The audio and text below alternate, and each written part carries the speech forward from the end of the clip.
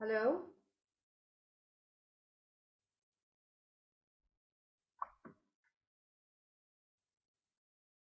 Hello?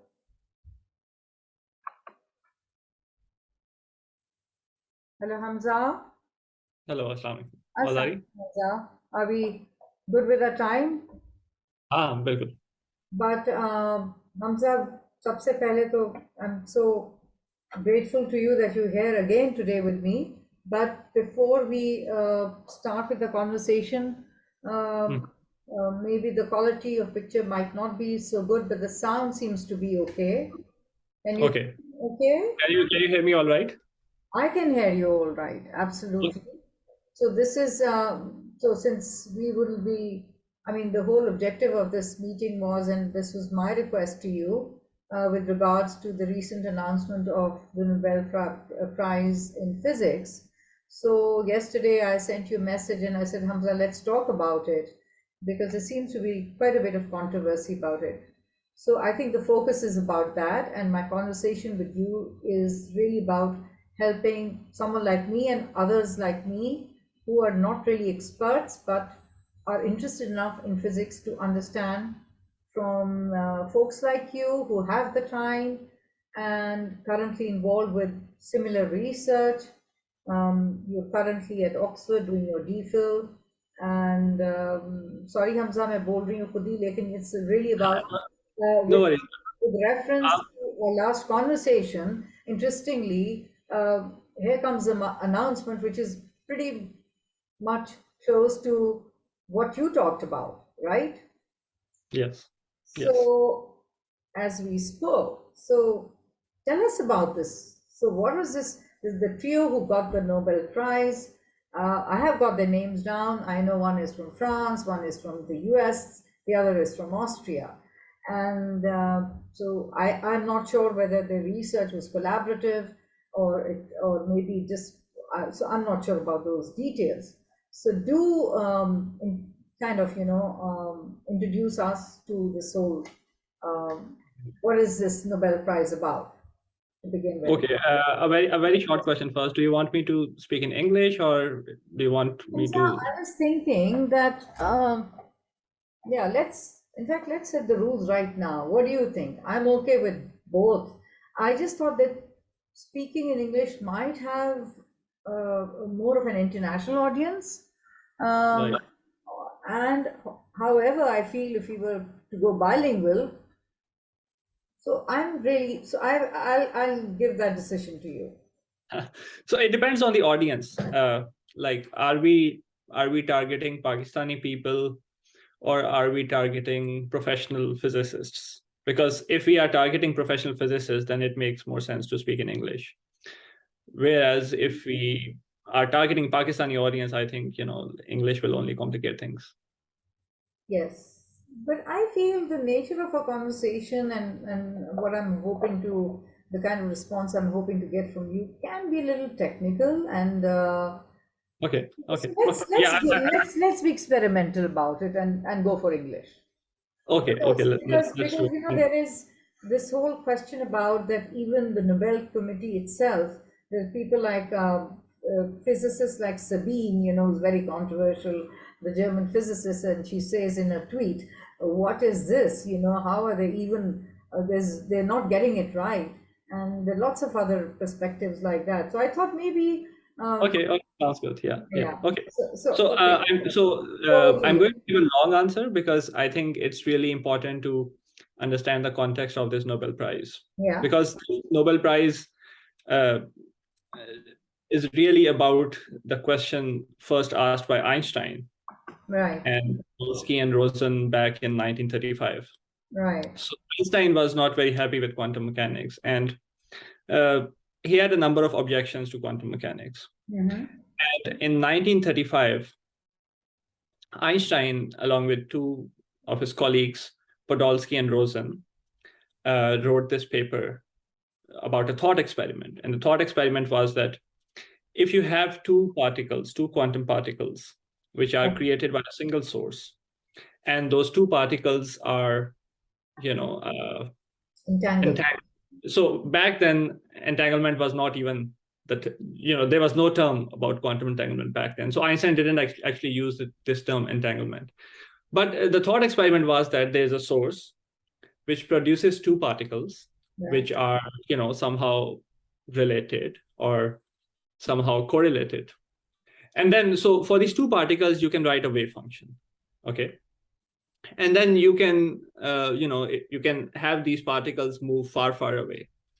So then there's this problem that if you consider the wave function, if you think that the wave function describes the complete reality of those particles, then if you measure the particle, if you measure a property of one of the particles, then a corresponding property of the other particle gets determined instantaneously. Yes. So no matter how much the distance between these two particles is, as soon as you measure one of the particles, as soon as you measure one of the properties of one of the particles, a similar property of the other particle gets determined instantaneously. So Einstein was not happy about this because it seemed to contradict the idea that the speed of light is the maximum speed that any particle is this what he was referring to as the spooky action at a distance? Yes. So science cannot be spooky, I suppose. That's what he thought. He was not happy with that idea. Yeah. So he would say things like, this seems like spooky action at a distance. There must be some mechanism which we don't know about. Yeah. And from the thought experiment, Einstein and two of his colleagues, they came to the conclusion that quantum mechanics must be incomplete.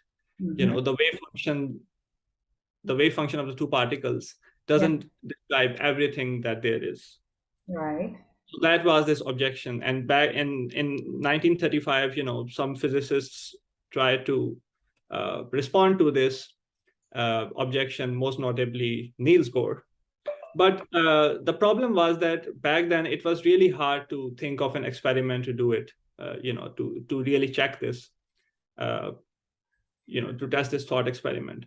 So people thought that this is a philosophical argument. We don't need to worry about it. Quantum mechanics works fine, and you don't really have to worry about the spookiness. So people just they tried to just push this under the rug. And then anyway, so and until the end of his life, Einstein was not happy, and this debate, this thought experiment was pretty much ignored. But then in 1964, a particle physicist, John Bell, he came up with a mathematical theorem. And the mathematical theorem said that, if Einstein was right, that if there really are some hidden variables, which are not part of standard quantum mechanics, then this certain inequality must be obeyed. Right. And because this was this inequality could be tested in the laboratory, so people thought that this theorem brought this philosophical debate in the lab. But there is a caveat. So Einstein, in his thought experiment, he was assuming something which is called locality. And locality means that anything that happens to a particle, so I'm really trying to explain it in as simple terms as possible. As simple as possible. Yes, that's fine. So locality means that if you have a particle, if you have a present state of a particle, the future of the particle will only be determined by whatever is around that particle. So there is a certain locality. You cannot have something which is like many light years away affect the particle. Yet they're connected. Yeah. So there cannot be, so there has to be, and that locality for Einstein, that locality was related to the speed of light limit. Right. So Einstein was assuming locality, and John Bell in his theorem, he also assumed locality. Okay.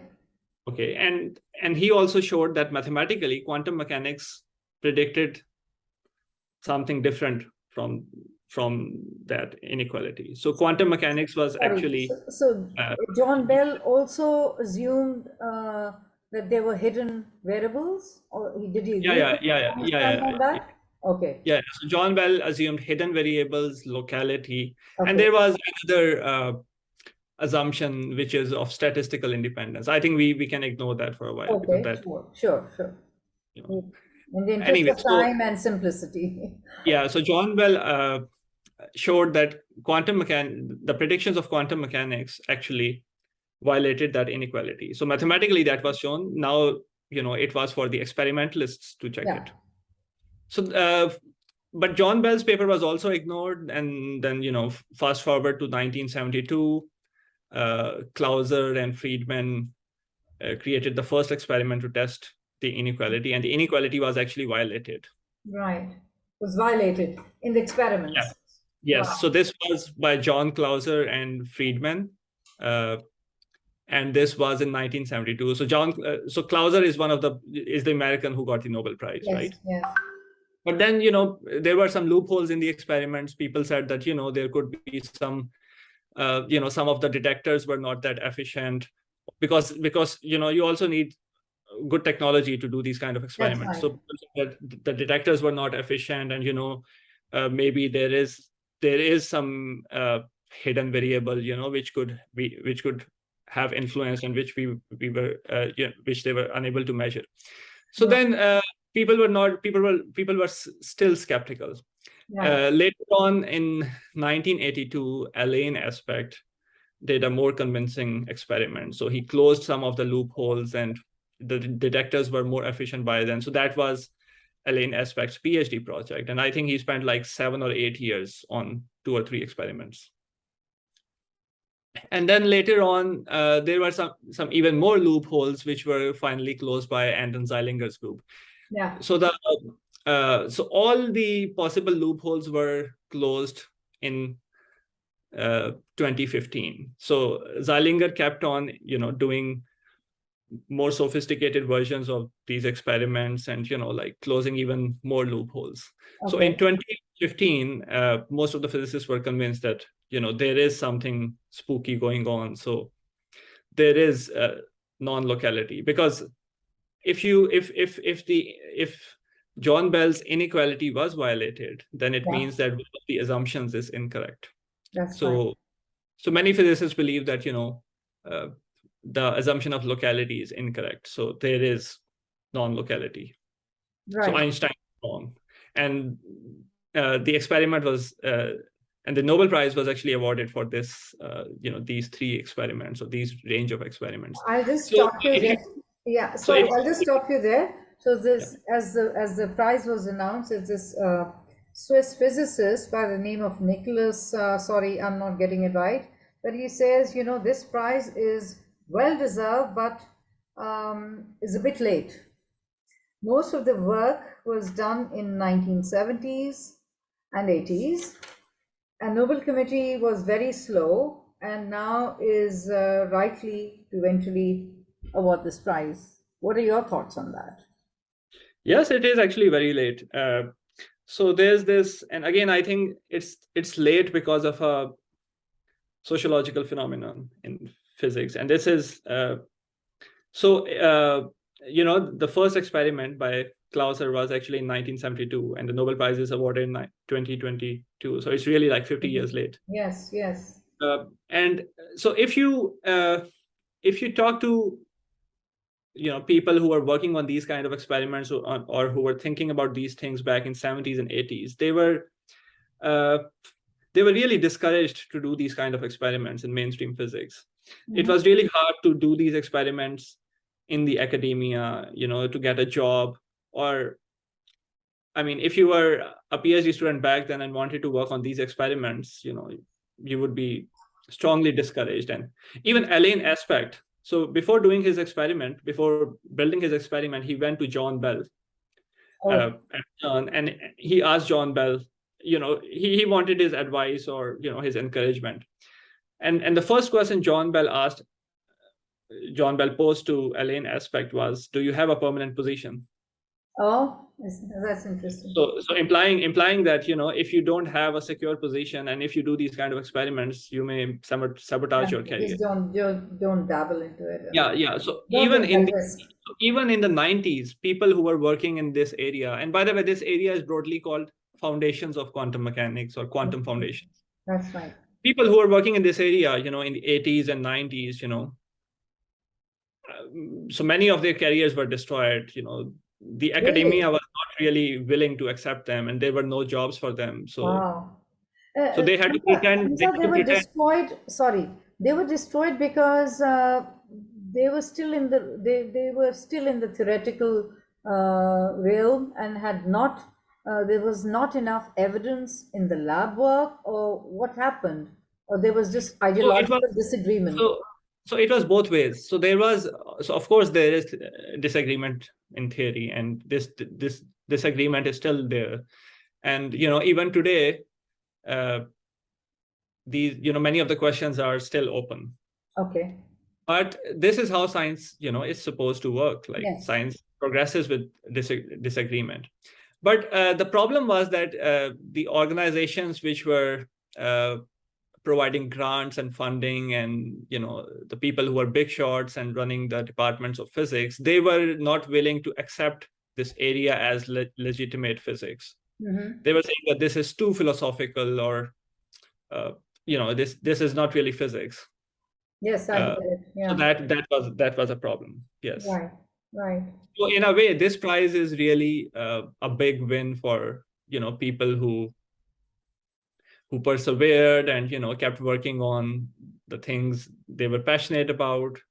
And some of them had to change their careers, but some of them survived, and my favorite underlying thought is, okay, just keep pursuing inquiry, pursuing question. Yes. So I think Zeilinger, in his interview to the Nobel Committee, he said that so he gave some advice to the young people that keep following your interest, don't worry too much about applications or these practical aspects. Yeah, because when I spoke to you last, and you seem to have the similar kind bent of mind, where you're willing to take those risks and open up Pandora's boxes, and you're quite happy being that inquirer and questioning, even if tomorrow whatever your research that you're doing is focusing on, it may not be proven right with time, but you're okay with that. And remember, we spoke, Brian Greene said, I'm quite happy to move on to the next question. So Hamza, again, with regards to this prize, so how does it relate to contemporary research on a more practical level, and in terms of its application? Right. So again, it ties to the question of why the Nobel Committee, decided to give the prize this year, or why the prize is awarded now. It's a legitimate question. Why now? And that is that now it's very hard to dismiss the application of quantum entanglement and non-locality, because with the rise of interest in quantum computing, quantum teleportation, that's right, we really are exploiting this spooky action at a distance, to our advantage. So if you think about quantum teleportation, it's a new way to send information from one place to another, then it's very much it's quite secure as compared to traditional methods. So it is actually hopefully we'll be seeing this. It's a new emerging technology, right? Yes, and it's already quantum computing and quantum information theory. Am I right? I mean, yes. Would you like to shed some light on that? Yes. So this so quantum computing and quantum information industry really uses this weird aspect of quantum mechanics, which is called entanglement, right? So and entanglement, this term entanglement goes back to Schrodinger. So in the same year when Einstein was was posing this objection, spooky action at a distance, Schrodinger wrote a paper about the Schrodinger's cat paradox. And Okay. in the very same paper, I think he also said something on the lines of that the main feature of quantum mechanics is really entanglement. So these days, quantum computing and quantum cryptography, quantum teleportation is exploiting this fundamental feature of quantum mechanics, which is entanglement, which is that if two particles have if two particles interact, or if two particles are produced by the same source, they can have some very strong correlations, which we simply cannot have in a non-quantum system. And so we can exploit the entanglement and these strong correlations to do some kind of calculations or create some new algorithms which were not possible before. So quantum computing was really embracing this idea, embracing this spookiness of quantum mechanics to our benefit. And if I talk about research being done in my group, we are exploiting entanglement to understand language and to create some kind of artificial intelligence to reason about language and to do natural language processing. So it really is a very futuristic way to do computing and information processing. Yeah, And yeah, yes, yes. it wouldn't have been possible if So it's there still was no it still entanglement. remains spooky enough, Hamza. I mean, in the sense that when you're talking about language, I'm confused. Are we talking about the language that you and I communicating? Is it that medium? Is it the language of mathematics, language of physics? So what language are we referring to here? What is the means of communication? Bytes, qubits. So I'm just a little confused there. If you can help me and others, hopefully, to understand. Maybe you don't have the answer yet, but give us the direction. I think it's really the idea. So Max Planck, who is arguably arguably the father of quantum mechanics, if you will. Yeah.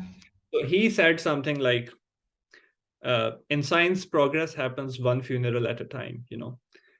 We don't make progress because people change their, if you grow up learning certain concepts and certain theories, you become used to it. So in a sense, you become indoctrinated, right? Yes. Whereas, a newborn child, or a young kid going to school, if he or she is exposed to a new theory, Hmm. which is the normal in that time, then it stops being spooky, right?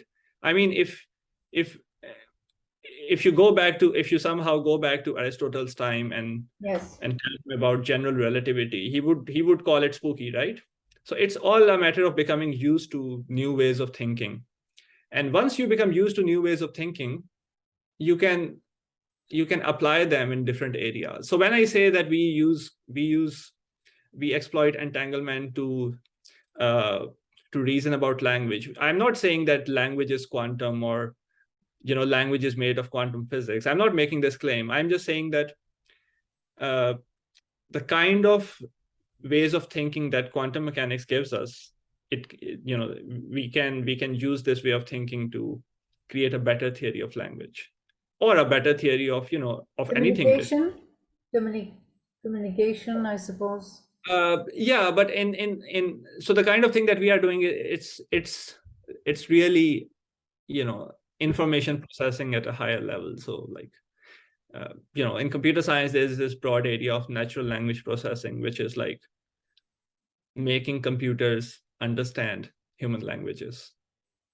So is this something that will help us to improve the future generation of quantum computers? Remember last time when we discussed, you said quantum computers are already being produced. They are being made. They're out there. So would you say that this will contribute towards, in terms of application of this Nobel Prize? Yes. So the very first algorithms for quantum computing were about very niche problems, some this Shor's algorithm, Deutsch algorithm, Grover's algorithm. So they were restricted to very specialized problems, whereas this quantum inspired natural language processing that we are doing, it's more about exploiting the basic principles like superposition and entanglement to do natural language processing uh, with the kind of quantum computers we already have, right? So there are engineering challenges, and there are challenges for building quantum computers with a higher number of qubits. So that's a separate thing, but it's fundamentally a new way of thinking about quantum computing, right?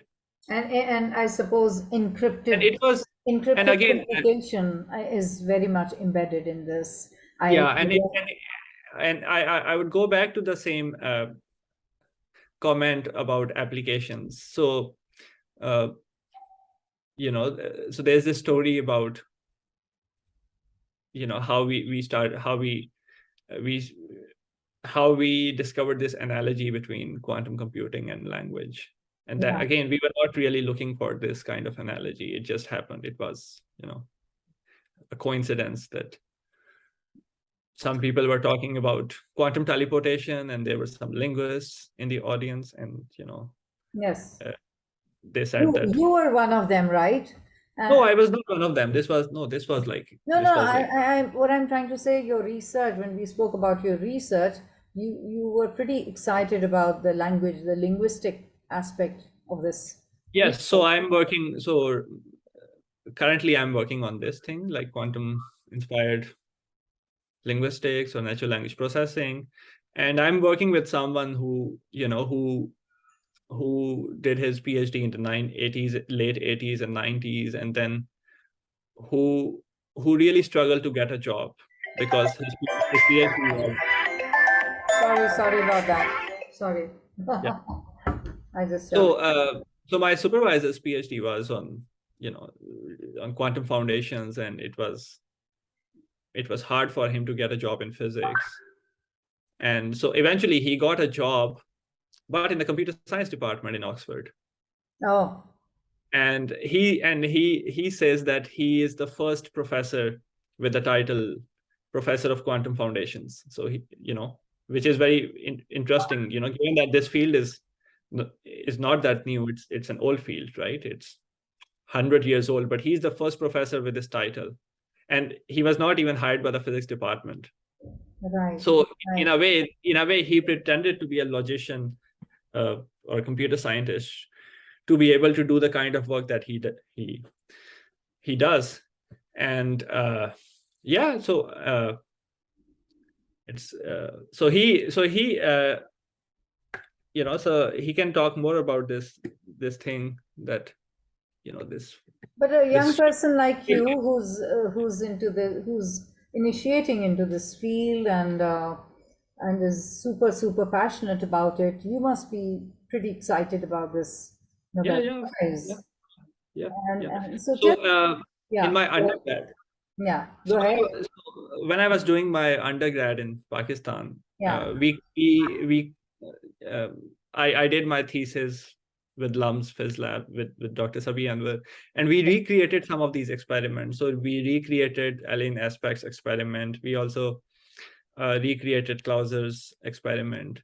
Oh, was it what you referred to, the single photon lab? Was it? Yes, exactly. Yes. Yes. Okay. So because technology, has progressed, so nowadays we can do these kind of experiments even in undergraduate labs. So we recreated some of these experiments, and then I read papers by John Bell, and this is how I got interested in this area, actually. Wow. So there's a very nice book by John Bell, which I think I would like to show to the screen. Okay, speakable and unspeakable in quantum mechanics. Yes, and this is the second edition, and you can see the name of the Nobel. Alain Aspect, of course. Yeah, Alain Aspect. He wrote the introduction of this. Yes. Apparently, he did have some communication with the late scientist, John Bell, Yes, yes, who yes. unfortunately I think died in his early 90. 60s. Yeah. No, in 90s. I mean, when Yeah. he was If, in his early 60s. Yeah. yeah. So if John Bell were alive, I think he would be the most deserving to get this prize. So I think this prize is really John Bell's prize, and I Right. think some of the people working in in this area would agree with me. So this book is like really important. I think most of the controversy around the Nobel Prize and Speakable and uh, unspeakable yes, emotion. and so most of this controversy on the mistakes in the press release of the Nobel Prize would be resolved if people read this book. Yes, thank you so much for sharing that title. And because I was certainly not aware of that book. However, I do, So I saw, interestingly, yeah, yeah. many physicists don't even, so they have opinions on this experiment, but they don't read this book, and they have a very huge misconception. Why is Uh, that? What is that? I Why? think again, it's a sociological thing that physicists don't read the original papers, and they get the history of a subject from the main textbook, or they hear it from the professors, and the professors hear it from their professors. So there is this sociological problem. So there's a Right. very huge misconception which I would like to talk about, Yeah, which is sure. that, Please. We have limited time. Do go into it and share your thoughts about it. yeah, so like I said, one of the main assumptions in Bell's theorem was locality, right? So when these experiments showed that uh, the inequality was violated, many people thought that it means that all hidden variable theories are ruled out, right? So all Yeah. hidden variable theories, Yeah. whereas it actually rules out local hidden variable theories. So locality is ruled out, not all hidden variable All theories. hidden where. That's right. Yes, and John Bell himself was a proponent of a hidden variable theory which was non-local. So in that sense, Bell and Einstein were more or less on the same page, weren't they? No, they were not on the same page. Because Because he also Einstein, mentioned about the hidden variables, right? Einstein did talk yeah, about the hidden variables. yes, but Einstein wanted local hidden variables, whereas John Bell showed that local hidden variables are, they are ruled out, and now they are ruled out by experiment. So we cannot have a hidden variable Oh, theory well, that's with very local. interesting. That's very interesting. So, in a way, this is more subtle and more refined thinking about hidden variables, Yes, and thanks even to experimental physics. yes, and even if you read the press release of the Nobel Prize, Yes, yes, yes. Tell me there about is it. this mistake there. They Yeah, say that they say that all hidden variable theories are ruled out. yeah, yeah. So, yeah, and that's what Sabine kind of mentioned in a tweet, not exactly in those words, but she does say that nobody's gotten it right. Eventually, she does Yes, refer but to one of their yes, articles. But Sabina has a different view. She Yeah, says that yeah, yeah, yeah. she says that locality is not ruled out. She is targeting another assumption, which is of statistical independence. She says that, so Sabina is with Einstein. Yes, yes, yes. I think, though I'm not in that league, absolutely not. But I'm also partially with Einstein because the spooky action for me is still not resolved. I mean, okay, I Star mean, Trek, Star if Trek. so, Then I think if we talk about teleportation. Then I mean, right now we're looking at the micro phenomena, but I'm sure that one day you and I will be entangled with our God knows entangled twins somewhere light how many light years away. So I'm still being a little I don't know, theatrical about it. But since we have very little time, so just your final thoughts on this, and your own way forward with regards to this. No, and I like the fact that you mentioned that even the press release of the Nobel Committee, there were gaps in that, and I wonder why, because they're experts out again, I think it's just a symptom of the problem that I stated, that people don't read in physics, especially. there. Yeah. People don't read original texts. I mean, it's understandable. You don't have to read Newton's Principia, but the debates that are still not resolved, it's good if you read the original texts, right? So Right, I mean, right. if you are working on foundations of quantum mechanics or foundational physics, you need to, it's a good idea to read original papers rather than secondhand accounts. Right, right. So, and I suppose also I do believe that it's a bit bureaucratic also. Physics, Nobel physics, a Nobel in the entire Nobel committee does get bureaucratic at some stage. Yes, So it could be attributed to that also. But so you feel this is really a win for Bell, late John yes, Bell. a win for Bell and for all the people who followed their passions and worked on these things. I mean, some of them are dead, some of them are alive. Some of them are in academia, some are not in academia, but it's really a win for quantum foundations. Yes, And yes. it's going to, hopefully it's going to uh, bring more funding and more interest in this area. But I think if I think the Nobel Committee should really clarify or correct the press release, because it can do more harm than good. I think that's a very important point you've made, Hamza. And I suppose with that, because I don't know, at some point, any second, this will disappear. But I suppose these experiments and this prize has kind of laid the foundation, you could say, of the revolution that will be coming into quantum technology, and hopefully, which will be feeding into much more advanced and nuanced research in information, quantum information theory and its applications, I suppose, which will be applicable anywhere. I mean, not only in pure sciences, but in social sciences as well. Am I right? Yeah.